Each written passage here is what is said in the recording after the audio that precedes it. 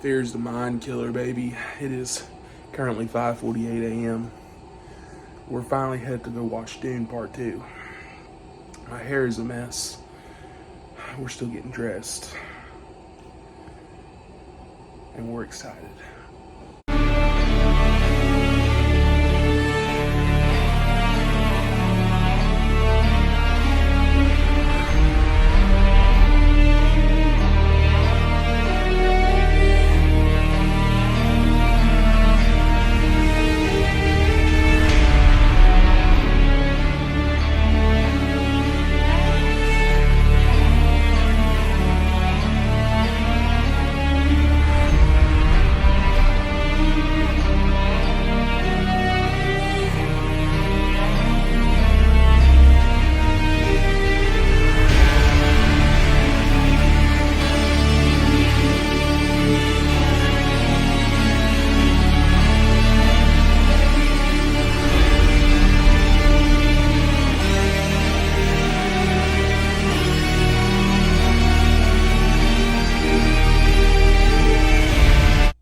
Hello, chocolatiers.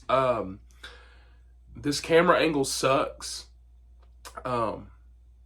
It's too late to change it, but I'm getting sick, so I'm just glad that I was able to enjoy Dune. So I'm just gonna make this review quick. It's a fucking 10 out of 10. Probably gonna be the best movie this year. I'm hyped for movies like Bike Riders and stuff, but I don't see a world where that comes close to the scope and scale of Dune Part 2.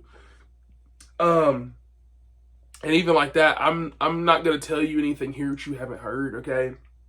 But I do want to say this. All the rumors, all the hype, everything's true. Austin Butler playing Fade Rotha, going down in history as one of the best villains. I wish he would have been in it more just because of how good he was. I just want to see him more because he was such a badass, okay? I think Timothy Chalamet and Zendaya, like, holy shit. Like, if Timothy don't win that fucking Oscar, bro, I'm finna be out there in the streets hauling rig, bro. Just certain scenes, especially in the third act, which I just want to touch on real quick. This might be the best third act I've seen in a while.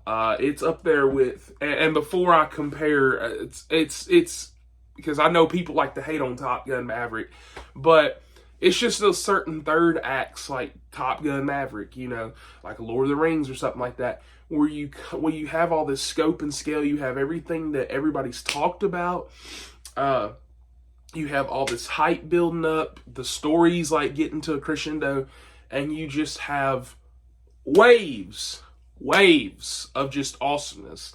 And I just feel like this is going in history for one of those, you know, 10 out of 10 third acts. Like, I was on the edge of my seat, like, even knowing that I kind of knew where it was going, because I've read the first book. Only that one, too. I really need to go and read Dune Messiah.